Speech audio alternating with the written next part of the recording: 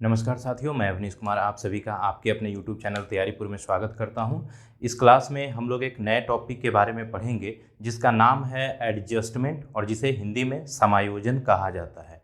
तो हम लोग इसके बारे में आज देखेंगे इस क्लास में कि समायोजन किसे कहते हैं, समायोजन की जो प्रकृति होती हैं वो कैसी होती हैं और समायोजन के क्या प्रकार हैं और समायोजन को प्रभावित करने वाले कारक कौन कौन हैं, इसके बारे में हम लोग इस क्लास में पढ़ेंगे। आइए चैप्टर को शुरू करते हैं। समायोजन।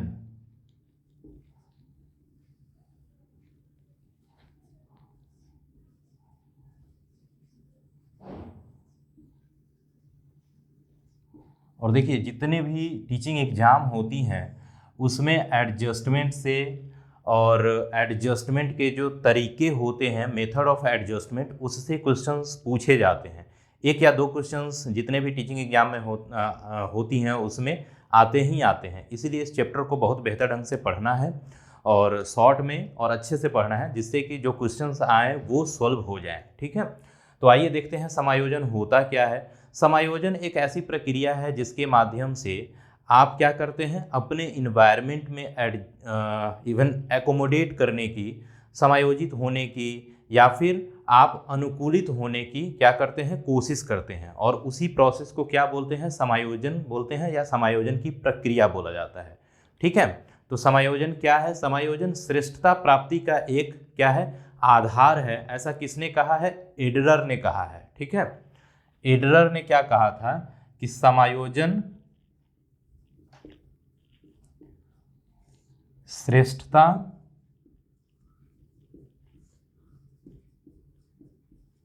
प्राप्ति का आधार है। ऐसा किसने कहा? एडलर ने कहा। ठीक है, चलिए एक और डेफिनेशन देखते हैं। ठीक है, दूसरा डेफिनेशन देखते हैं। दूसरा डेफिनेशन भी छोटा सा डेफिनेशन है कि समायोजन क्या है, एक अधिगम प्रक्रिया है। ठीक है, समायोजन एक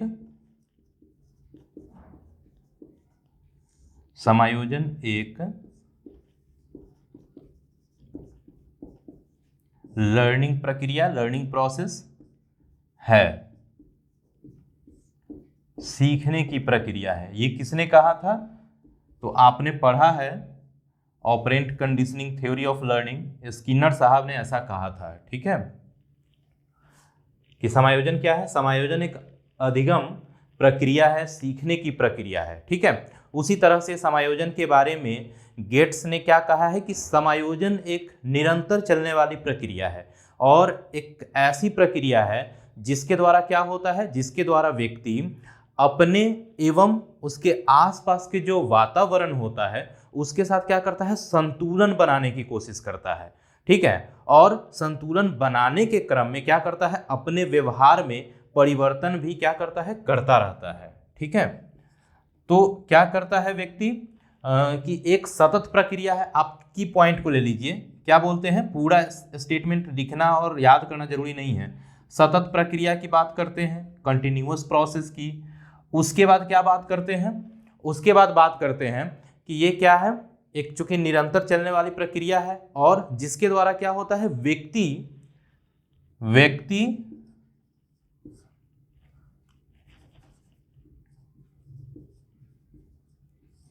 क्या करता है, अपने क्या करता है, व्यक्ति अपने व्यवहार में और वातावरण के साथ क्या करता है, संतुलन बनाने की कोशिश करता है। व्यक्ति अपने वातावरण, जो आसपास उसके वातावरण है उसमें, प्लस अपने क्या करता है, व्यवहार में परिवर्तन करने की कोशिश करता है। क्यों परिवर्तन करता है? संतुलन बनाने के लिए। व्यवहार में, वातावरण और व्यवहार दोनों में क्या करता है, संतुलन करने की कोशिश या संतुलन बनाने की कोशिश करता है। ठीक है, संतुलन प्लस परिवर्तन। और इस संतुलन के लिए क्या करता है, अपने व्यवहार में परिवर्तन करने की कोशिश करता है। ठीक है, या प्रयास करता है। ऐसा किसने कहा है? तो ऐसा कहा है गेट्स एवं उनके साथी, एवं इसे ऐसे डिनोट करते हैं, गेट्स एवं अन्य। ठीक है, ये आपको याद रखना है क्या, कि सतत प्रक्रिया है जिसमें व्यक्ति अपने वातावरण में क्या करता है और अपने व्यवहार में संतुलन बनाने की कोशिश करता है और अपने जो भी उसके वातावरण है या फिर जो उसके व्यवहार है उसमें क्या करता है, परिवर्तन करने की कोशिश करता है। किसके लिए? अपने आप को अनुकूलित करने के लिए किसी वातावरण में। और वही क्या होता है, संतुलन की वही क्या होता है, समायोजन की प्रक्रिया होती है। ऐसा किसने कहा है? गेट्स एवं अन्य ने कहा है। ठीक है, तो इस ढंग से कीवर्ड के रूप में इसको याद रखिए। चलिए एक और डेफिनेशन देख लेते हैं। एक डेफिनेशन क्या है, तो वो है कि समायोजन क्या है? समायोजन तनाव के साथ व्यवहार करने वो वातावरण के साथ सुसंगत संबंधों को बनाने का प्रयास है। ऐसा किसने कहा है? कोलमैन ने कहा है। क्या कहा है? तो कीवर्ड को ध्यान में रखिए। समायोजन क्या है? दबाव या तनाव के साथ। समायोजन क्या है? तनाव, या इसको तनाव ही लिखिए। तनाव के साथ क्या करते हैं? तनाव के साथ व्यवहार, तनाव के साथ व्यवहार करने व वातावरण के साथ सुसंगत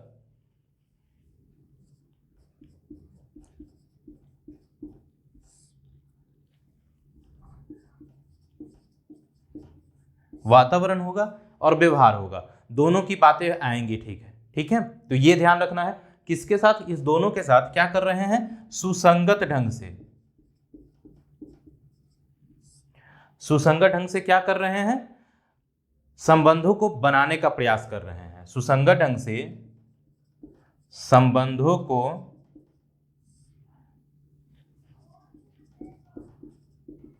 बनाने का प्रयास। ये किसने कहा है? तो ये कहे हैं कोलमैन ने। इस ढंग से याद रखेंगे तो फिर ज्यादा दिक्कत नहीं होगी। ठीक है, तनाव, वातावरण, व्यवहार, सुसंगत संबंधों को बनाने का प्रयास किसके अंतर्गत? समायोजन के प्रक्रिया के अंतर्गत। किसने कहा है? कोलमैन ने कहा है। ठीक है, तो ये जो डेफिनेशन हुआ इससे एक बात तो क्लियर हो गई कि समायोजन क्या है। तो समायोजन में क्या होता है? शारीरिक एवं मानसिक संतुलन क्या करते हैं? बनाने का प्रयास किया जाता है। क्या है समायोजन?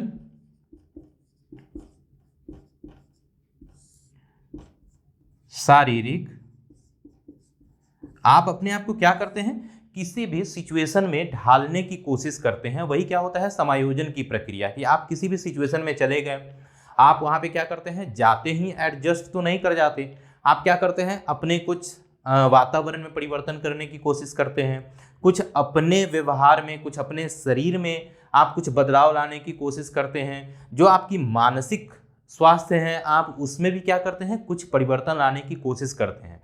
और फिर क्या करते हैं? आप बैलेंस करने की कोशिश करेंगे वातावरण के साथ। और जैसे ही बैलेंस बेहतर होने लगेगा, इट मीन्स कि क्या होगा? आप समायोजित होने लगे हैं, समायोजन की प्रक्रिया होने लगी है। ठीक है, तो समायोजन की प्रक्रिया क्या है?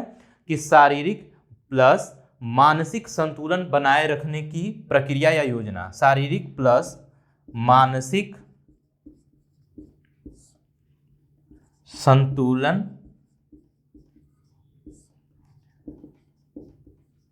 बनाने की प्रक्रिया या योजना। ठीक है, यही क्या है? आपका समायोजन है। ठीक है, ये एक लाइन में आपका कॉन्सेप्ट है, क्लियर हो गया। ठीक है, चलिए समायोजन की प्रकृति क्या होती है कुछ उसके बारे में बात कर लेते हैं कि समायोजन की क्या क्या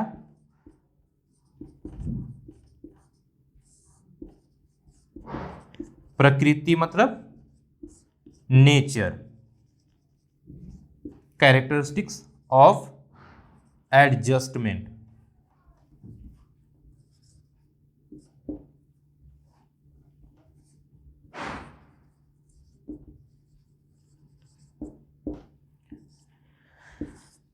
ठीक है, आइए देख लेते हैं कुछ।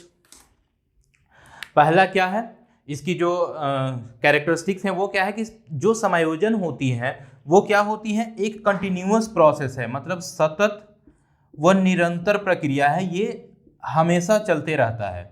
ठीक है, आप जहां भी रहते हैं वहां पे क्या करते हैं, आप अपने आप को ढालने की कोशिश कर रहे हैं और ये कंटिन्यूअसली होते रहता है, क्योंकि नई नई चीज़ें इन्वायरमेंट में घटित हो रही हैं और उसके साथ क्या करना है, आपको एडजस्ट करके रहना है, उसके साथ अपने आप को क्या करना है, ढालते रहना है। ठीक है, तो ये हमेशा चलती रहेंगी, कुछ ना कुछ चेंजेज होंगे, या तो आपके बिहेव में हो या फिर आपके जो आप सोसाइटी में या फिर जो भी इन्वायरमेंट में आप रहते हैं, वातावरण में रहते हैं, उसमें भी कुछ चेंजेज होंगे। और जैसे ही कुछ चेंजेज होंगे फिर क्या करेंगे, आप उस लेवल पे पहुंचने की या उसके साथ क्या करेंगे, संतुलन बनाने की कोशिश करेंगे। और ये चूंकि हमेशा होते रहता है, इसीलिए क्या बोलते हैं, जो एडजस्टमेंट की प्रक्रिया है वो सतत और निरंतर होती रहती है। ये एक तरह से आजीवन प्रक्रिया है, जीवन भर चलेगा। ठीक है, ये आजीवन प्रक्रिया है, ये जीवन भर क्या करते हैं, आप एडजस्ट करते रहते हैं, हर जगह आप क्या करते हैं, एडजस्टमेंट की कोशिश में लगे रहते हैं। ठीक है, आजीवन चलने वाली प्रक्रिया है। उसके बाद क्या है, अगला देखिए, अगला क्या है कि ये एक उपलब्धि है।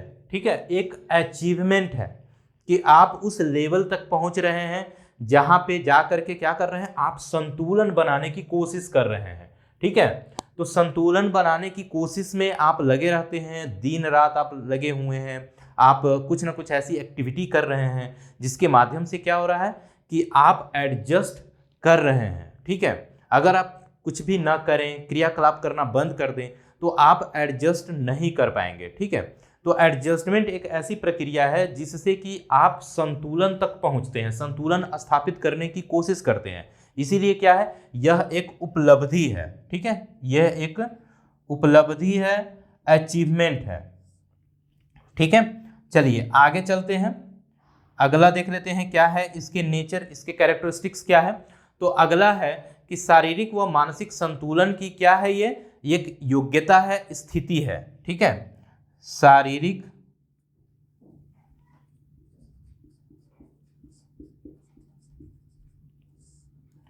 व मानसिक संतुलन की योग्यता।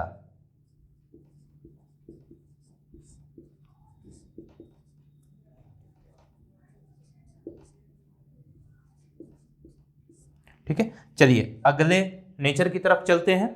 इसमें क्या होता है, मैंने बताया कि शारीरिक व मानसिक संतुलन आप क्या करते हैं, अपने हेल्थ में, अपने मेंटल हेल्थ में के साथ आप क्या करते हैं, आप बैलेंस करने की कोशिश करते हैं। और इन दोनों का भी किसके साथ, आपके जो भी आपके आसपास जो सराउंडिंग है, जो वातावरण है, उसके साथ भी क्या करते हैं, आप एक संतुलन बनाने की कोशिश करते हैं। तो इसी को क्या बोलते हैं, शारीरिक व मानसिक संतुलन की योग्यता भी इसकी एक विशेषता हो जाती है, किसकी, एडजस्टमेंट की या समायोजन की। ठीक है, अगला क्या है, व्यवहार व वातावरण दोनों में क्या होता है, परिवर्तन होता है। ठीक है, आप जब एडजस्टमेंट की प्रक्रिया में इन्वॉल्व होते हैं उस दौरान क्या होता है, वातावरण और अपने व्यवहार, आप दोनों में क्या करते हैं, परिवर्तन लाने की कोशिश करते हैं।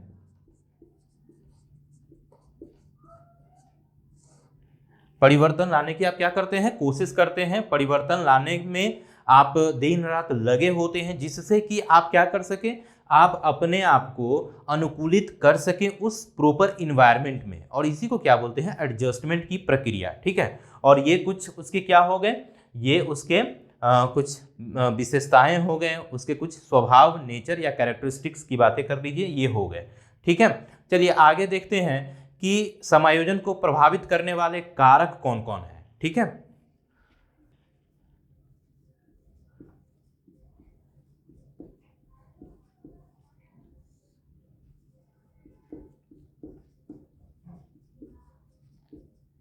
प्रभावित करने वाले कारक। ठीक है, चलिए पहला कारक देखते हैं। पहला कारक क्या है, पहला कारक है जिसको बोलते हैं हम लोग तनाव। ठीक है,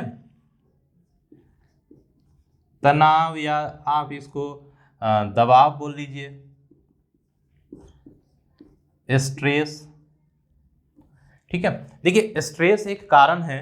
अगर आप में स्ट्रेस होगा, जैसे आप जाते हैं नई जगह पे, और क्या होता है, जैसे ही आप नई जगह पे जाते हैं क्या होता है, आपको कुछ स्ट्रेस होने लगता है, आप में कुछ टेंशन आने लगता है कि पता नहीं एडजस्ट कर पाएंगे या नहीं, लोग कैसे होंगे, यहाँ का पानी कैसा होगा, यहाँ की आबो हवा कैसी है।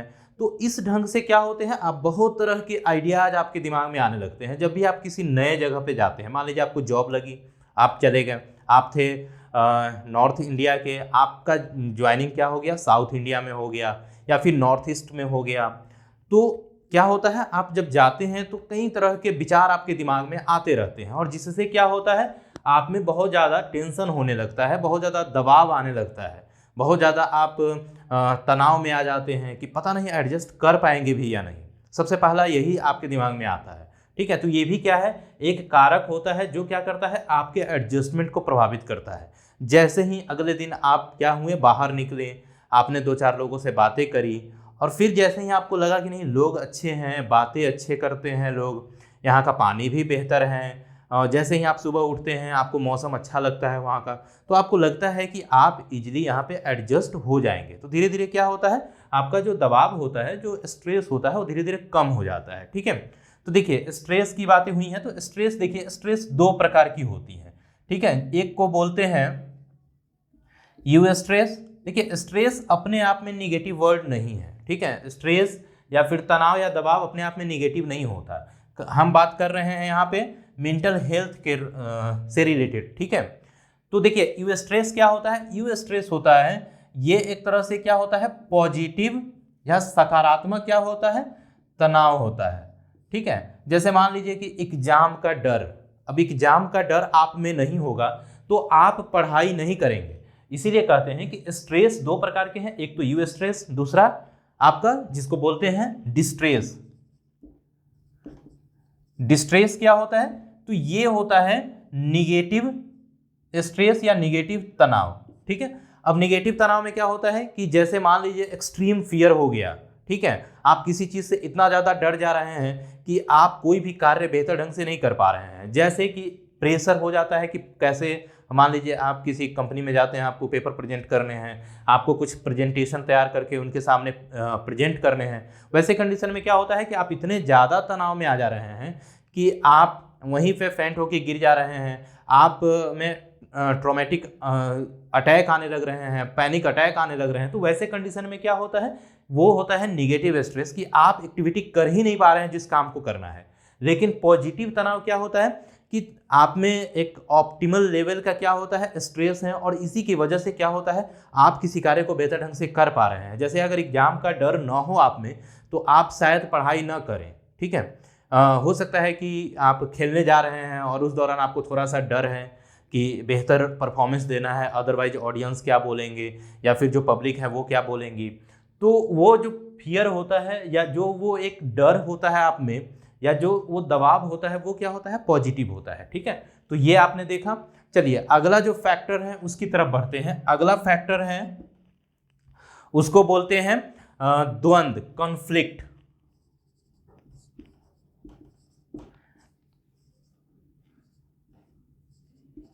द्वंद्व, ठीक है। अब देखिए द्वंद्व में क्या होता है कि 2 जो इच्छाएं होती हैं, ठीक है, वो 2 इच्छाएं अगर एक साथ आप में क्या हो जाए, प्रेजेंट हो जाए, और दोनों में से किसी एक का ही क्या करना हो, सिलेक्शन करना हो, वैसे कंडीशन में क्या होता है, आप में द्वंद्व उत्पन्न होने लगता है, ठीक है।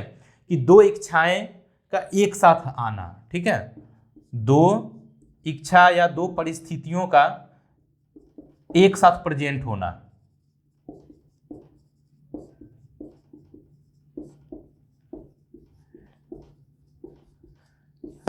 जैसे मान लीजिए कि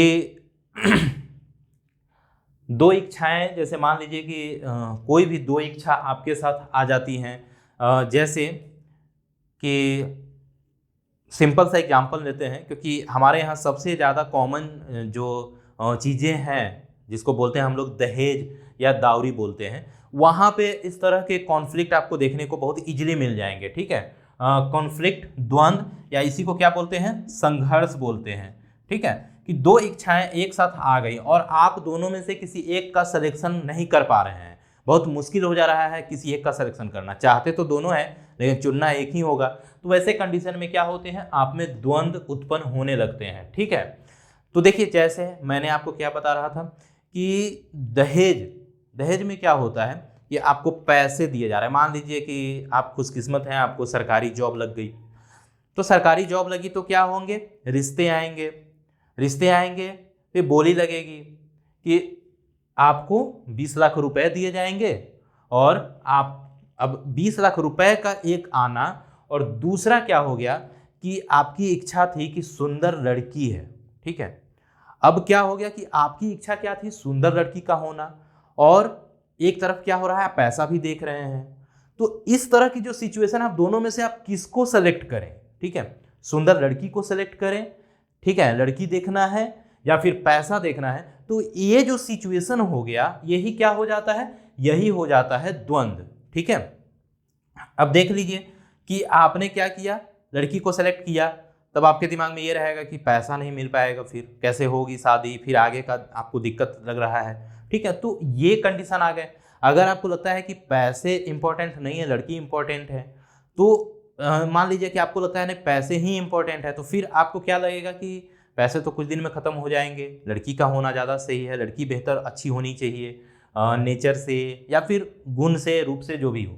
ठीक है, तो ये स्थिति जो आ गई वो क्या हो गई, कॉन्फ्लिक्ट की स्थिति, द्वंद्व की स्थिति। अब ये भी क्या होते हैं, कर्ट लेविन ने, आपने कर्ट लेविन की फील्ड थ्योरी पढ़ी थी, ठीक है, उसमें इन्होंने क्या बताया है, 3 तरह के कॉन्फ्लिक्ट की बातें करी हैं। ठीक है, पहला होता है जिसको बोलते हैं,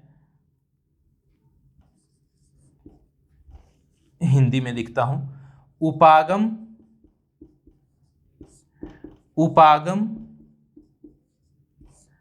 द्वंद्व।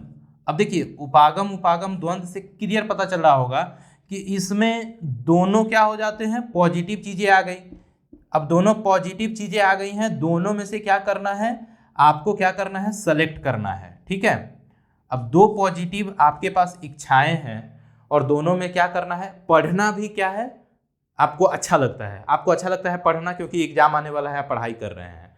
और दूसरी तरफ क्या है कि आपके दोस्त ने आकर के कहा कि बहुत अच्छी मूवी लगी है, ठीक है, चल करके मूवी देखते हैं। आपको मूवी देखना भी पसंद है, ठीक है, आपकी इच्छा मूवी देखना भी था, लेकिन एग्जाम की वजह से आपको पढ़ना भी है। अब इस दोनों में से किसी एक का सिलेक्शन करना क्या हो जाता है, उपागम अप्रोच। ठीक है, कि आप मूवी भी देखना चाहते हैं, लेकिन क्या कर रहे हैं आप, और आपको पढ़ना भी अच्छा लग रहा है, मूवी देखना भी अच्छा लग रहा है, दोनों अच्छे लगते हैं, लेकिन दोनों में से किसी एक को सेलेक्ट करना है। ठीक है, तो सिलेक्शन की बातें होती हैं, दोनों में से किसी एक को सेलेक्ट करना है। क्योंकि इच्छाएं हैं, द्वंद्व तभी होते हैं जब 2 इच्छाओं में से किसी एक का सिलेक्शन होता है। ठीक है, चाहे वो दोनों निगेटिव ही क्यों ना हो, लेकिन आपको एगो को सेलेक्ट करना ही करना है। चाहे दोनों पॉजिटिव ही क्यों ना हो, उसमें से एक को सेलेक्ट करना ही करना है, तभी जाकर के द्वंद्व होती हैं। अगर छोड़ना होता तब तो द्वंद्व होती ही नहीं, कि दोनों छोड़ दो, न पढ़ेंगे न मूवी देखेंगे, या फिर आगे और बात करते हैं। ठीक है, तो ये दोनों क्या होते हैं, इसमें दोनों इच्छाएं क्या होती हैं, दोनों इच्छाएं या दोनों परिस्थितियां, दोनों इच्छाएं कहिए या दोनों परिस्थितियां क्या होती हैं, दोनों सकारात्मक होती हैं।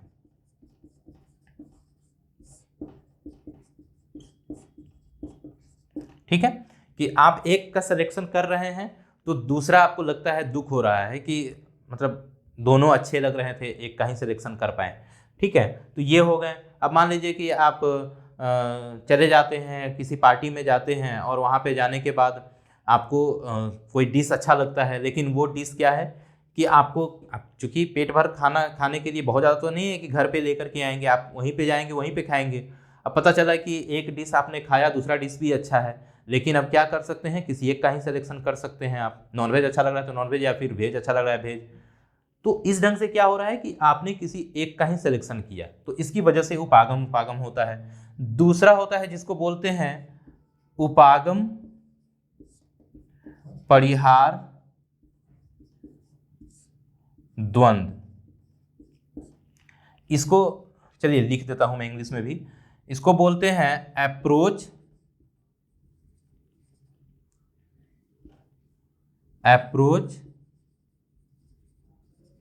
कॉन्फ्लिक्ट। ठीक है, चलिए ये क्या होते हैं, उपागम उपागम कॉन्फ्लिक्ट जिसको बोलते हैं, सॉरी उपागम परिहार जिसको बोलते हैं अप्रोच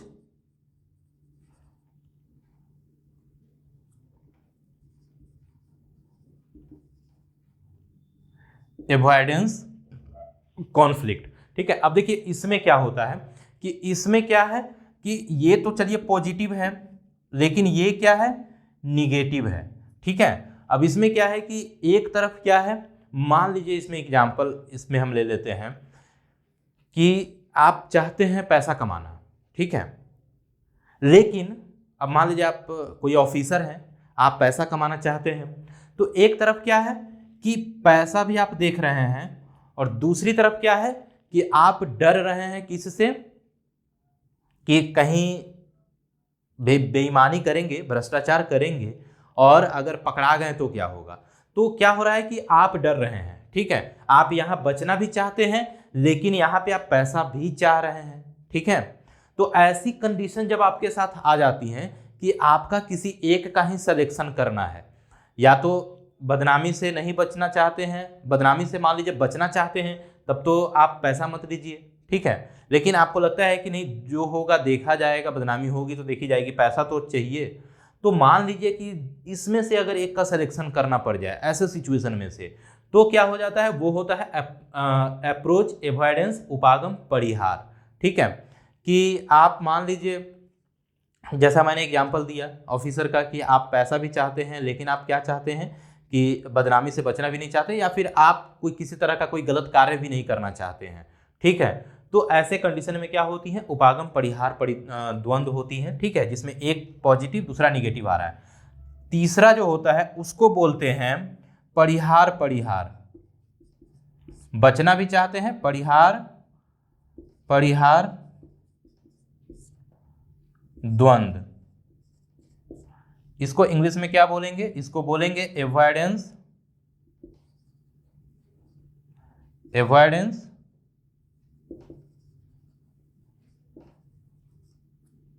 कॉन्फ्लिक्ट।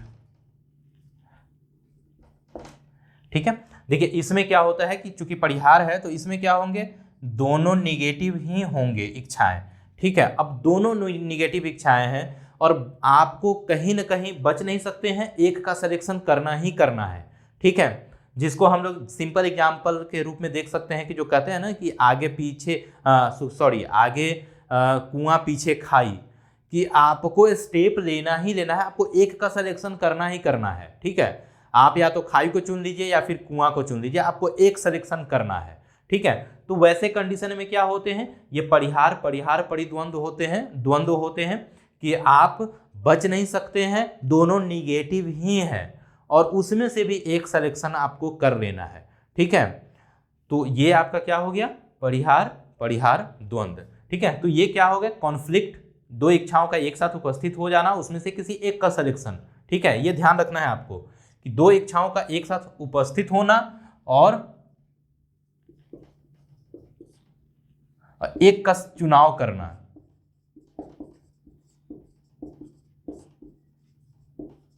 ठीक है, आपको एक का चुनाव करना ही करना होगा, नहीं करना होता तब तो कॉन्फ्लिक्ट होता ही नहीं।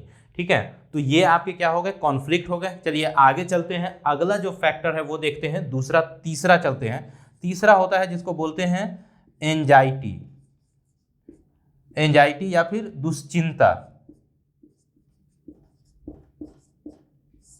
दुश्चिंता क्या होती है, तो ये एक ऐसा स्टेट है जिसमें क्या होता है, आप में फियर आ जाता है, डर आ जाता है। ठीक है, कह सकते हैं कि लगातार डर व भय की स्थिति। ठीक है, कि आप में सतत रूप से क्या होता है, आप भय की स्थिति में, डर की स्थिति में या चिंता की स्थिति में आप रहते हैं। ठीक है,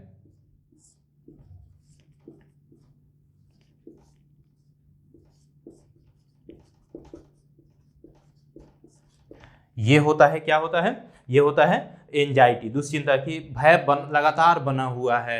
आप मान लीजिए कि आप ऐसी जगह पे चले जाते हैं, आपकी जॉब लगती है जहाँ पे आपको लगता है कि लोग आपको समझ नहीं सकते, या फिर पहले से आपने क्या बना रखा था, एक उसके बारे में एक आपने स्कीमा बना रखा था कि ये लोग ऐसे होते हैं और उनके बीच में आपको जा करके मान लीजिए काम करना पड़े, रहना पड़े, तो ऐसे कंडीशन में क्या होती है कि लगातार डर बनी रहती है, भय बना रहता है कि पता नहीं ये लोग क्या कर देंगे, नहीं कर देंगे। आप बहुत ज़्यादा सोचने लगते हैं, ठीक है, और निरंतर वो चिंता की स्थिति आप में बनी रहती है। वैसे कंडीशन में क्या होती है कि आप बढ़िया से क्या कर पाते हैं, किसी भी सिचुएशन में एडजस्ट नहीं कर पाते हैं, ठीक है। उसके बाद क्या होता है आपका जिसको बोलते हैं फ्रस्ट्रेशन,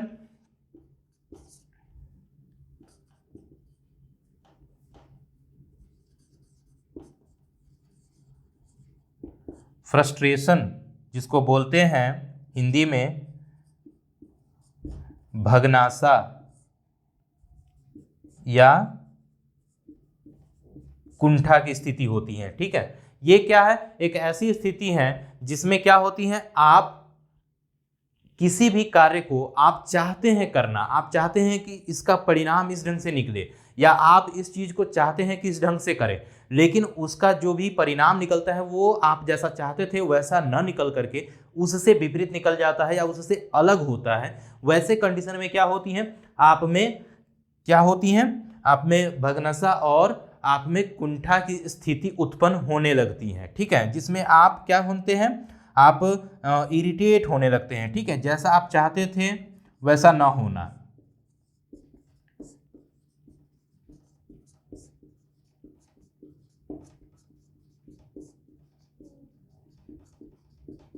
वैसा ना होना, ठीक है। अगर ऐसा नहीं होगा तो फिर क्या होगा, आप चूंकि आपने मेहनत करी, आपने कोई भी कार्य किया और फिर क्या हुआ कि आप जैसा चाहते थे उस ढंग का रिजल्ट नहीं आया, तो वैसे कंडीशन में क्या होती है, आप में फ्रस्ट्रेशन और कुंठा उत्पन्न होने लगती है, जो कहीं ना कहीं क्या होती है, एग्रेशन का रूप लेती है। और इसी एग्रेशन से क्या होते हैं, आपके व्यवहार में कई तरह के परिवर्तन होते हैं और जिसकी वजह से एडजस्टमेंट की प्रक्रिया क्या होती है, बाधित होने लगती है, प्रभावित होती है, ठीक है। उसके बाद क्या है, परिपक्वता, कि आप कितने परिपक्व हैं,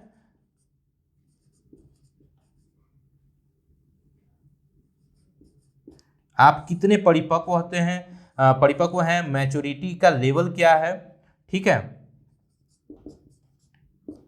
अगर आप परिपक्व होते हैं, समझदार होते हैं, चीज़ों को आप समझते हैं, ठीक है, तो वैसे कंडीशन में क्या होती है, आपकी एडजस्टमेंट बेहतर होती है, आप चीज़ों को बेहतर ढंग से समझ पाते हैं। और जब आप समझते हैं, आपके पास नॉलेज है, आप चीज़ों को बेहतर ढंग से क्या कर रहे हैं, परसीव कर रहे हैं, तो वैसे कंडीशन में क्या होती है, आप किसी भी सिचुएशन में बेहतर ढंग से एडजस्ट कर जाते हैं, ठीक है। आपको पता है कि एडजस्ट करने के लिए क्या क्या आपको टेक्निक अप्लाई करना है, क्या क्या आपको कार्य करने हैं, किस तरह की आपकी एक्टिविटी होनी चाहिए जिससे कि आप किसी भी सिचुएशन में अपने आप को समायोजित कर सकें। तो इससे भी क्या होता है, आपका समायोजन बेहतर होता है, ठीक है। तो ये क्या थी, कुछ प्रभावित करने वाले कारक थे। आइए थोड़ा सा हम लोग किसके बारे में बात करते हैं, हम लोग बात कर लेते हैं थोड़ा सा फ्रस्ट्रेशन और भगनसा के बारे में, क्योंकि यहाँ से क्वेश्चंस आते हैं, ठीक है। तो आइए थोड़ा सा देख लेते हैं क्या होते हैं। यहाँ पे देख लीजिए, भगनसा को उत्पन्न करने वाले कारक कौन कौन हैं, तो जिसमें पहला कारक होता है जिसको बोलते हैं आंतरिक कारक। आंतरिक कारक में कौन कौन होंगे, तो आंतरिक कारक में होंगे आपकी स्वास्थ्य होती हैं, आपकी जो भी नैतिक आदर्श होते हैं वो सब आएंगे, ठीक है। आपका स्वास्थ्य,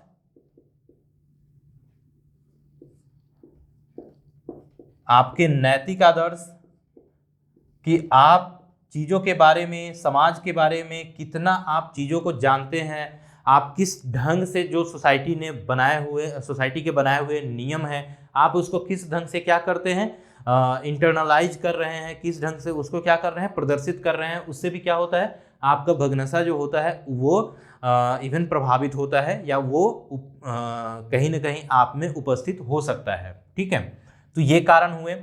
उसके बाद क्या होता है, उसके बाद होता है कि अगर आपका जो भी शरीर गठन है, ठीक है, जो शारीरिक आपकी गठन है या जो आपकी शारीरिक कह सकते हैं, अगर शरीर दोषपूर्ण हो गया, शारीरिक दोषपूर्ण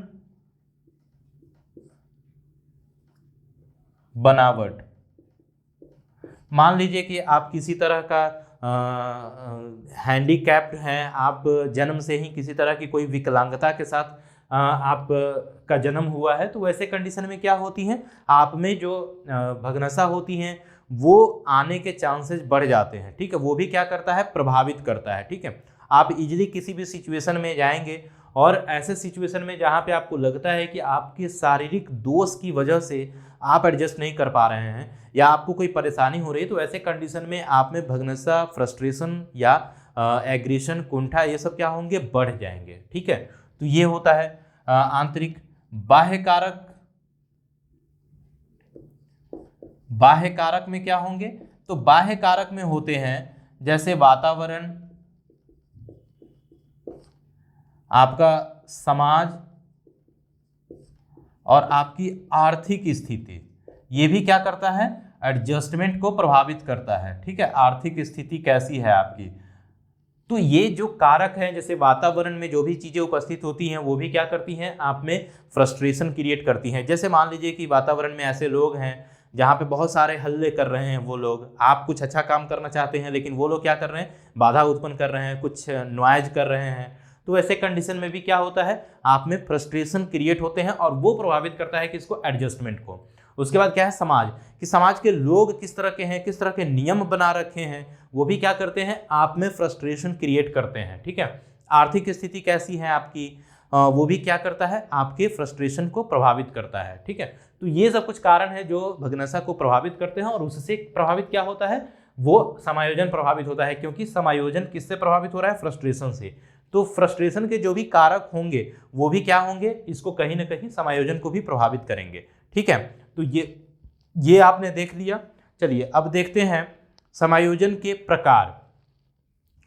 एडजस्टमेंट के टाइप देख लेते हैं, और एडजस्टमेंट के टाइप के बारे में क्लियर नहीं है कि एडजस्टमेंट के टाइप कितने प्रकार के होते हैं। जनरली टाइप में ही उसके जो एडजस्टमेंट की विधियां हैं उसको भी क्या कर दिया जाता है, समाहित कर दिया जाता है। तो आप 3 प्रकार आप ध्यान में रखेंगे। ठीक है, एडजस्टमेंट के, जिसको क्या बोलते हैं, पहला होता है रचनात्मक, दूसरा होता है मानसिक, जो आपकी मनोरचना है वो, और तीसरा होता है स्थानापन्न। ठीक है, इसके प्रकार,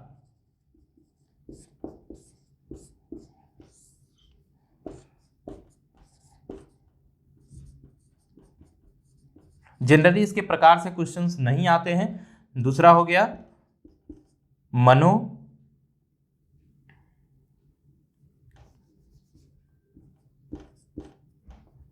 मानसिक,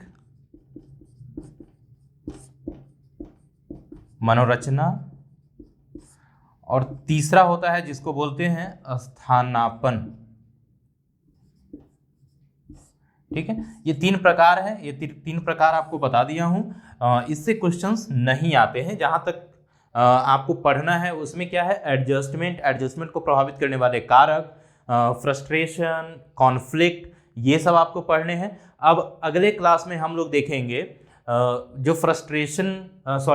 जो एडजस्टमेंट की विधियां होती हैं, कैसे आप एडजस्ट करेंगे किसी भी सिचुएशन में, उसकी क्या क्या मेथड्स होती हैं, उसके बारे में हम लोग पढ़ेंगे। और फिर उसके बाद की क्लास में हम लोग क्या पढ़ेंगे, जो माल एडजस्टमेंट है जिसको बोलते हैं कुसमायोजन, उसके बारे में। ठीक है, तो इस क्लास को यहीं पे समाप्त करते हैं, मिलते हैं नेक्स्ट क्लास में।